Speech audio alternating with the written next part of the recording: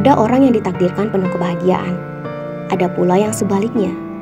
Saat takdir itu datang, tak ada yang bisa menolaknya, meski sudah berhati-hati dalam bertindak dan melangkah. Ada yang dengan lapang menerima, ada pula yang tidak. Takdir seperti sebuah rahasia. Bisa berupa sebuah kejutan yang disyukuri, atau bahkan berupa musibah untuk menyadarkan diri. Seperti apapun dan bagaimanapun takdir manusia, adalah bentuk cinta kasih Tuhan pada makhluknya.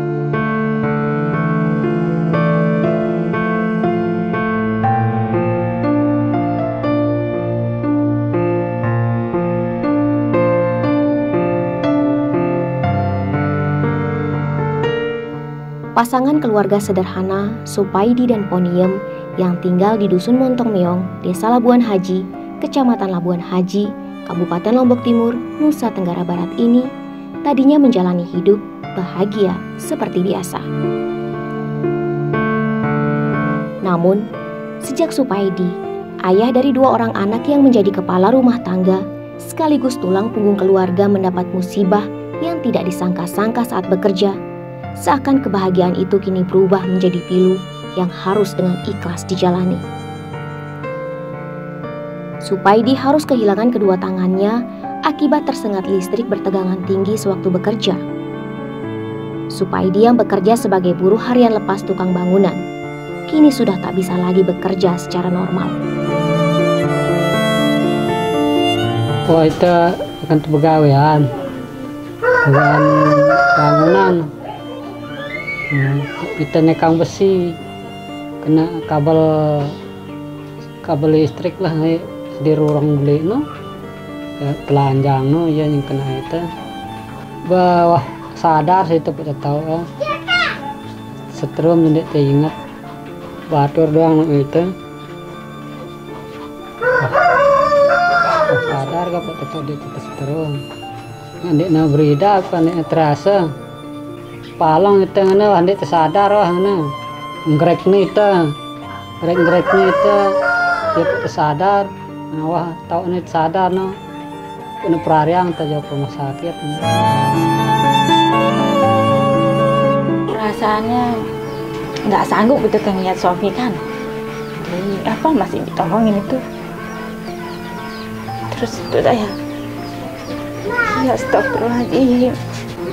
Kalau saya masih ingat ini tuh nggak sanggup.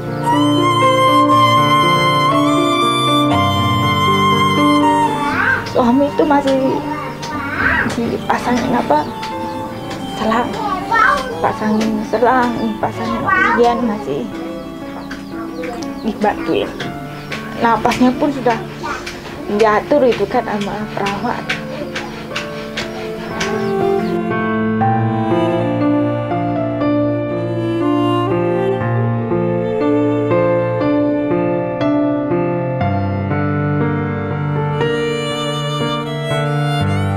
Tak disangka, kedua tangan kuat yang tadinya merubah keringat menjadi rupiah, kini sudah tak lagi ada. Luka bakar serius di kedua tangan yang dialami Supaidi akibat tersengat listrik tegangan tinggi, tak bisa diselamatkan dan harus diamputasi. Kenyataan yang begitu berat bagi keluarga ini. Lebih-lebih, Supaidi adalah tulang punggung keluarga yang harus menafkahi istri dan anak-anaknya yang masih kecil.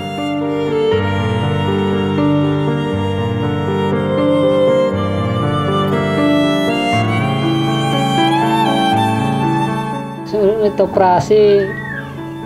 operasinya itu operasi minta darah teleka ande terus ya 2 minggu waktu operasi ternyata wah ini leka kada tengahnya penutup pelang ini muntalur menjalar lu jelo jaga tetap suruh itu le terawat tetap terlalu ngontrol kan.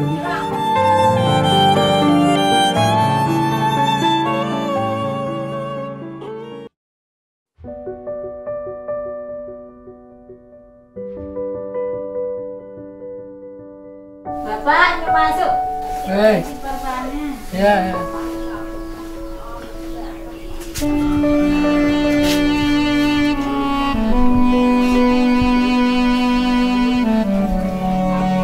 Tak ada pilihan lain bagi Supaidi saat dokter memvonis kedua tangannya yang hangus terbakar akibat tersengat listrik harus diamputasi. Kenyataan yang begitu pilu bagi Poniam istrinya. Ia harus merelakan kedua tangan suami tercintanya diamputasi demi keselamatan nyawa suaminya. Katanya mau dioperasi katanya. Operasi itu hari itu juga, tapi cuman dokternya nggak ada, jadinya besok katanya. Besok katanya minta setujuannya kan, suruh surat-surat itu suruh tanda tangan. Katanya bisa nggak, setuju nggak katanya dioperasi tangannya itu biar bergerak katanya kan. Terus bilang juga sama bapak juga kan, ya kalau gimana baiknya ya katanya kan, kalau bisa bergerak lagi kan ya katanya. Besok katanya operasi, ada operasi nunggu 2 minggu katanya. Ada nggak perubahannya? Kalau nggak ada perubahannya dia mati mau diamputasi katanya. Udah dari itu kan nangis saya di salon itu kan, nangis pun nggak berani di depan suami, sembunyi-sembunyi itu, takut suami kan terganggu gitu kan. Terus kalau mau minum makan itu baru saya ngelapain mata saya gitu. Tapi dokter itu nggak bilang juga di depan suami saya kan, nggak bilang di pasiennya, cuman bapak saya itu, mertua saya dengar katanya udah operasi itu katanya udah nggak ada harapannya katanya, soalnya pembuluh darahnya nggak jalan katanya. Ya mau nggak mau katanya harus diamputasi katanya dokter.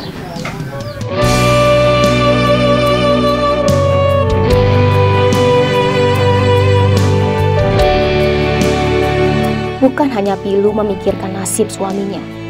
Poniam yang merupakan wanita yang berasal dari Lampung, Pulau Sumatera yang dinikahi Supaidi 11 tahun lalu, harus juga memikirkan biaya untuk perawatan dan berobat suaminya.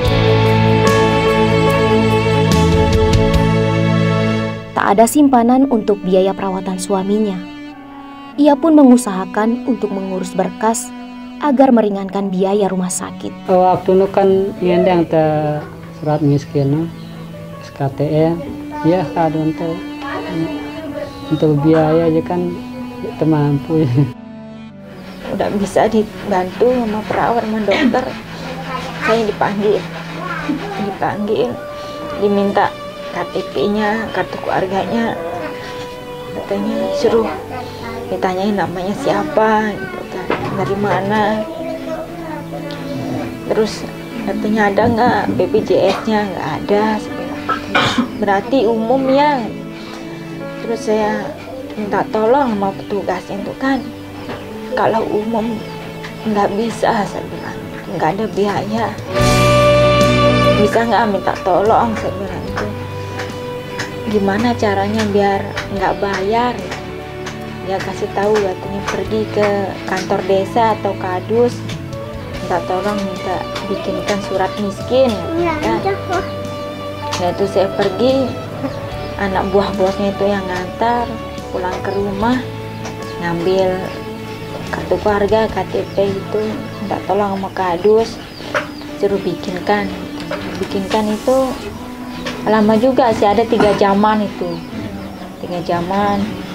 minta fotonya, terus minta surat inapnya juga, kalau nggak ada itu katanya umum katanya.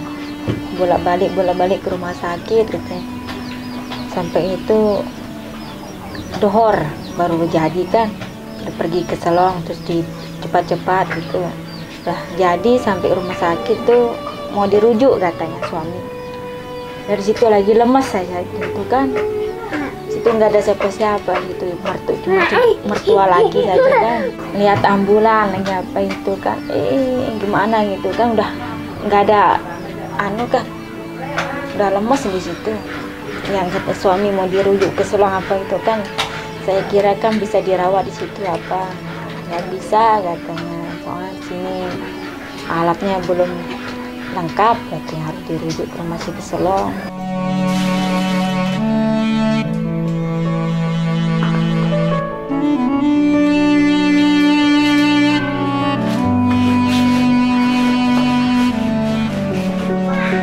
Kondisi ekonomi yang memang sudah pas-pasan membuat Supaidi dan Poniem saat ini hanya mengandalkan kebaikan orang-orang yang prihatin akan kondisi keluarga ini.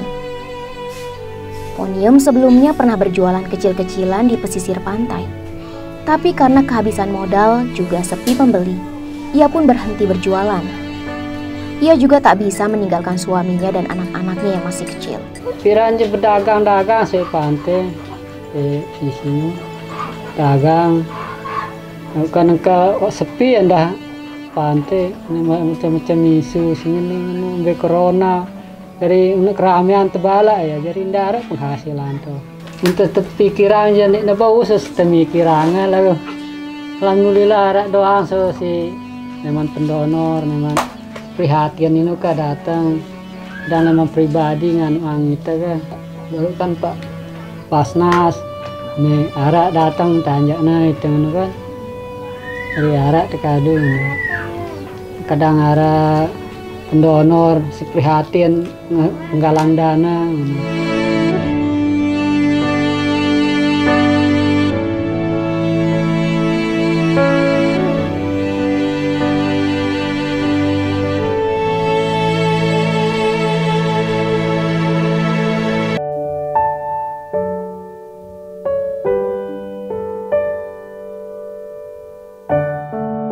Sekitar 3 bulan sudah, Supaidi hanya bergantung pada Poniem istrinya.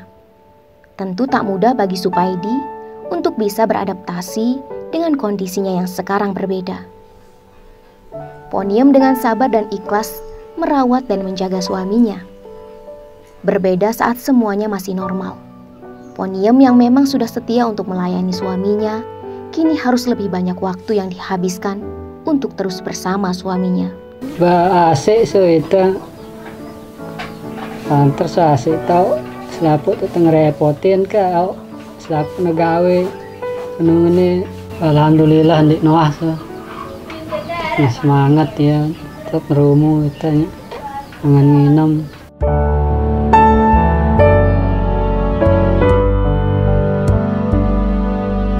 Saat ini Supaidi masih dalam masa pemulihan yang masih memakan waktu yang cukup lama. Ia pun masih harus tetap melakukan check up kontrol ke rumah sakit setiap seminggu sekali untuk mengambil obat-obatan yang dibutuhkan untuk penyembuhan.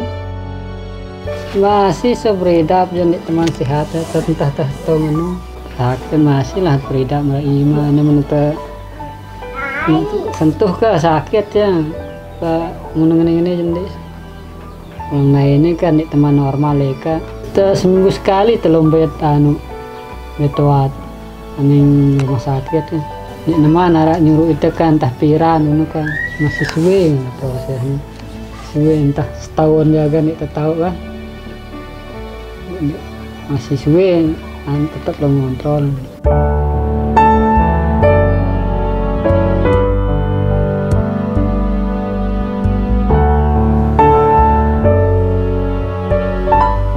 Prihatin akan kondisi keluarga ini, Badan Amil Zakat Nasional Basnas Kabupaten Lombok Timur pun mengambil peran untuk sedikit meringankan beban keluarga Supaidi dan Poniem. Diserahkan langsung oleh Ketua 4 Basnas Kabupaten Lombok Timur, Insinyur Muhammad Nazri, memberikan dana bantuan stimulan yang bisa digunakan untuk biaya berobat. Ya, silakan. Iya, sabar ya. Nih, Bang.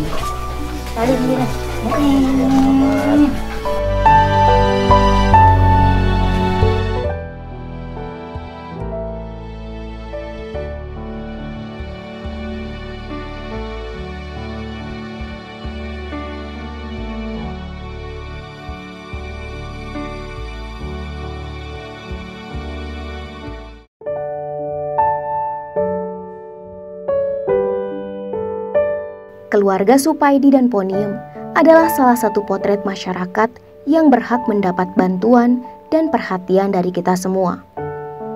Masih banyak potret masyarakat yang perlu dibantu. Untuk itu, mari salurkan infak, zakat, dan sedekah Anda melalui Badan Amil Zakat Nasional Basnas Kabupaten Lombok Timur untuk meringankan beban mereka.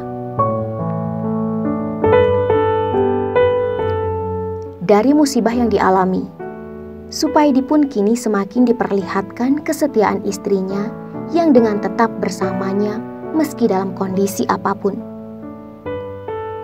Bahagianya tak pernah hilang. Selalu ada cinta dari istri dan anak-anaknya. Ini sih saya mikir anak-anak kan, udah punya anak gimana nanti ke depannya itu kan. Butuh biaya buat sekolah, buat sehari-harinya. Itu yang saya pikirkan nanti. Kalau ninggalkan suami itu anak nanti siapa yang ngurusin gitu kan. Itu sih. Cuma ingat anak aja. Sayang sama anak, sayang sama suami.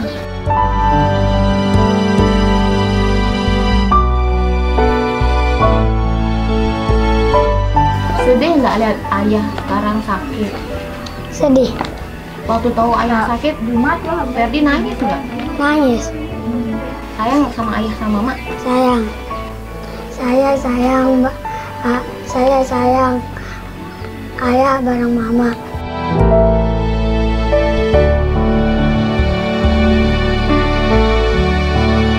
Prihatin, mudah-mudahan kurang rezekinya dan dapat kesehatan.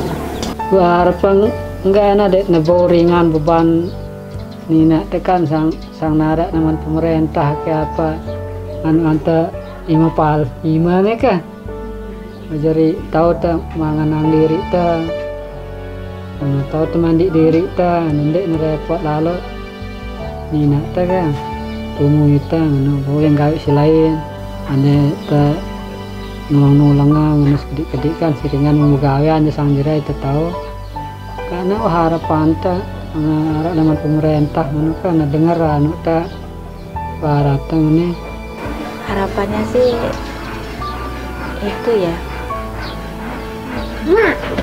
Ya, mudah rezekinya bisa bisa ada modalnya gitu kan, bisa jualan lagi. Tapi sekarang kan belum bisa gitu kan, masih suami masih dibantu juga ya.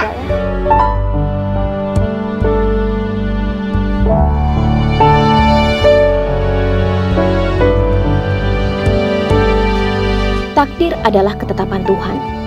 Manusia hidup dengan takdirnya masing-masing. Tak ada satu manusia pun yang tahu tentang takdir apa yang telah ditetapkan Tuhan untuknya. Tugas kita hanya menjalani takdir yang Tuhan beri dengan rasa ikhlas. Jangan tanya kenapa, karena Tuhan tahu yang terbaik untuk makhluknya. Selalu akan ada hikmah di balik sebuah musibah.